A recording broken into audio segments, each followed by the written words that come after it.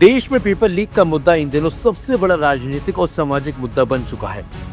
एक तरफ कॉकरोच जनता पार्टी लगातार केंद्र सरकार के खिलाफ मोर्चा खोले हुए है और केंद्रीय शिक्षा मंत्री धर्मेंद्र प्रधान के इस्तीफे की मांग पर अड़ी हुई है, तो अब कांग्रेस भी इस मुद्दे को लेकर सीधे सीधे मैदान में उतरने जा रही है।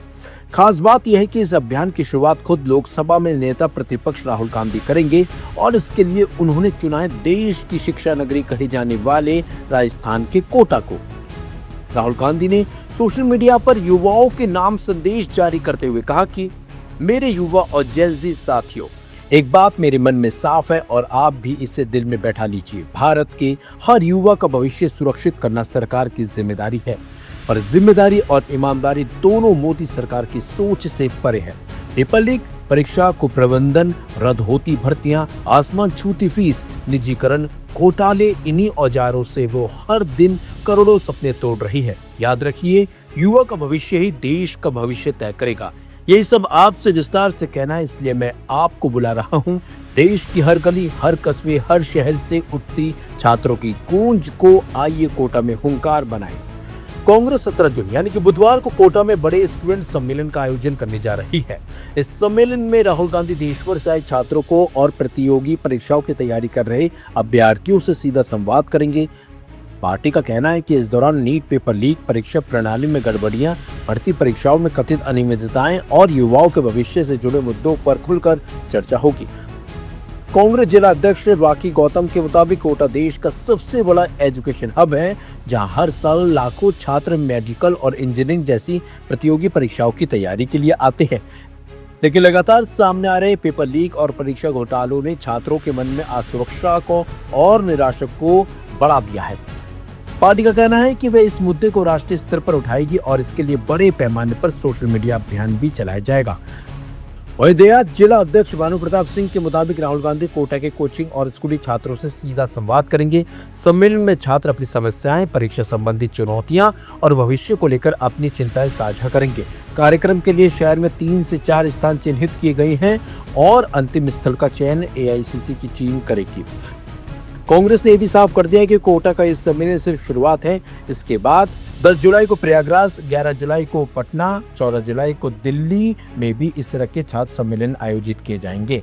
इन कार्यक्रमों में प्रतियोगी परीक्षाओं के अभ्यर्थी, शिक्षक, युवा संगठन और पेपर लीक से प्रभावित छात्र शामिल होंगे। यानी पेपर लीक के मुद्दे पर अब सियासी लड़ाई और तेज होने वाली है। जहां एक तरफ कॉकरोच जनता पार्टी इस मुद्दे को लेकर सड़कों पर संघर्ष कर रही है, वहीं अब कांग्रेस भी इसे राष्ट्रीय जन आंदोलन का रूप देने की तैयारी में है। ऐसे में सवाल यह है कि क्या युवाओं के भविष्य से जुड़ा यह मुद्दा आने वाले दिनों में देश की राजनीति का सबसे बड़ा एजेंडा बनेगा, या फिर यह भी बाकी मुद्दों की तरह केवल राजनीतिक आरोप प्रत्यारोप तक सीमित रह जाएगा। अब लेकिन राहुल गांधी के इस मुद्दे पर अब सियासत भी तेज हो चली है। नहीं, मैं कब मना कर रहा हूँ, लेकिन कांग्रेस के सरकार के समय जो पेपर लीक हुए, उसमें त्वरित कार्रवाई की गई, सरकार के द्वारा सो मोटो कार्रवाई की गई। पेपर लीक भविष्य में नहीं हो, इसके लिए कड़ा कानून हमारी सरकार ने बनाया और 250 से ज़्यादा लोगों को पकड़ा, आरपीएससी के मेंबर को पकड़ा और एक अच्छा प्रयास किया गया सरकार के द्वारा कि भविष्य में इस तरह की पुनरावृत्ति नहीं हो। लेकिन उस वक़्त यही भारतीय जनता पार्टी, यही देश के प्रधानमंत्री जी यहाँ बड़ी-बड़ी बातें बोल के कि हमारे यहाँ कोई पेपर लीक नहीं होते, हमारे यहाँ नहीं होते और राजस्थान के अंदर हो गए और पता नहीं क्या-क्या बोल कर के सत्ता लूट ली।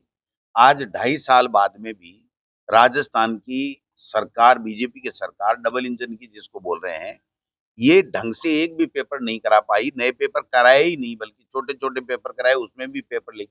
10-11 तरह की एग्ज़ाम्स में पेपर लीक इनके समय में 2.5 साल में हो गए और नीट 2024 का पेपर लीक हो गया, एनटीए के अंदर 2025 का लीक हो गया, प्रमाणित हो गया, 2026 का निरस्त ही करना पड़ा, प्रमाणित हो गया। उसके बावजूद भी धर्मेंद्र प्रधान का इस्तीफा नहीं है, जवाबदारी नहीं है और ज़िम्मेदारी नहीं है। और देश के प्रधानमंत्री जी जो बड़ी-बड़ी बातें करके यहाँ सत्ता लूट के ले गए, आज उनका एक वर्ड भी उन बच्चों, नौजवानों के लिए कोई शब्द नहीं आया कि भई हम ये प्रयास कर रहे हैं, हमारे से ये कमियाँ रह गई, इस तरीके से हुआ है, दोबारा ये नहीं होगा। धर्मेंद्र प्रधान जब सुप्रीम कोर्ट में स्टे लेने के लिए गए, तब तो कह रहे थे मैं भागने वाला नहीं हूँ, मैं जिम्मेदारी लेता हूँ, जवाबदारी लेता हूँ और मैं कोर्ट में मैंने बता दिया है कि ये पेपर कुछ ही लोगों तक गया है और उसको हमने आइडेंटिफाई कर लिया है और कोई पेपर लीक नहीं। अब की बार 5 दिन तक 7 दिन तक वो बोले नहीं, मीडिया के सामने आए नहीं। राजस्थान में 7 दिन तक एफआईआर लॉन्च नहीं होना और उसके बाद में जब प्रमाणित हो गया कि अब ये खुलासा हो गया, अब आप बच नहीं सकते, तब जाकर के उन्होंने पेपर लीक किया। राजस्थान में एफआईआर लॉन्च नहीं होने दी और अपनी ही एजेंसी सीबीआई को जांच दे दी।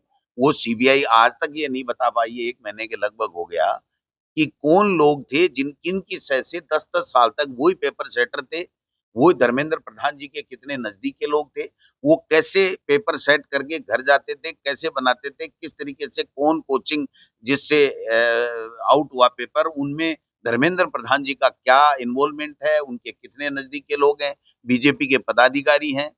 तो ये सारी चीजें देश के युवा जो है वो जानना चाहते हैं, लेकिन उसके ऊपर पर्दा डालने का काम किया जा रहा है और हमारे नेता राहुल गांधी जी पूरे तरीके से युवाओं के साथ में खड़े हैं और उनका जो मेहनत है उसको जो लूटा नहीं जाए, ये भ्रष्टाचार का खेल खेल करके जो बच्चों का भविष्य बर्बाद जो मोदी सरकार कर रही है उसके खिलाफ एक तरीके से युवाओं के साथ में वो लोग पूरे देश भर के अंदर युवाओं से मिलने का कार्यक्रम कर रहे हैं। राहुल गांधी जी की कल होने वाली रैली फ्लॉप नहीं हो, इसके लिए यहाँ के विधायक और पूर्व मंत्री धारीवाल जी कोचिंग सेंटरों पर दबाव बनाने का काम कर रहे हैं। जा जाकर पूर्व मुख्यमंत्री जी का भी टेलीफोन करवा रहे हैं और ये दबाव बना रहे हैं कि विद्यार्थी नीट की परीक्षा से 4 दिन पहले अपना अध्ययन छोड़कर उनकी रैली में आए।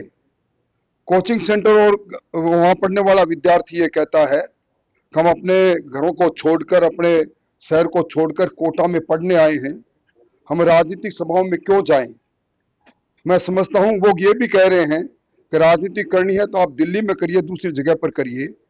सिर्फ 4 दिन का समय शेष हो और इस प्रकार का हमारे पर अनावश्यक दबाव बनाकर हमें उनके संवाद में आने के लिए मजबूर किया जा रहा है, इस प्रकार की शिकायत लगातार प्राप्त हो रही है। ये दुर्भाग्यजनक है। लेकिन एक वीडियो भी वायरल हुआ है, बयान सामने आ रहा है अशोक गहलोत का, जिसके अंदर वो कह रहे हैं कि ओम बिरला को उनके स्वागत के लिए आना चाहिए, सांसद है, नेता प्रतिपक्ष है। पूर्व मुख्यमंत्री जी का बयान संवैधानिक पद पर बैठे हुए माननीय लोकसभा के अध्यक्ष को राहुल गांधी जी के स्वागत के लिए कोटा आना चाहिए। हास्यास्पद बयान है, यह संसदीय परंपरा भी कभी नहीं रही। मैं उन्हीं से पूछना चाहता हूं कि वो प्रतिपक्ष के नेता के, मैं खुद प्रतिपक्ष का नेता रहा, हमारे स्वागत में कितनी बार उनके मंत्री और दूसरे लोग आए। मैं समझता हूं कि इस प्रकार की बेबुनियाद बातें नहीं कहनी चाहिए और यह भी हास्यास्पद बात है कि वो लोकसभा स्पीकर पर के नाम से ये कह रहे हैं कि वो कोचिंग सेंटर पर जाकर कोचिंग सेंटरों पर दबाव बना रहे हैं कि राहुल गांधी जी की सभा में नहीं विद्यार्थी नहीं जाए।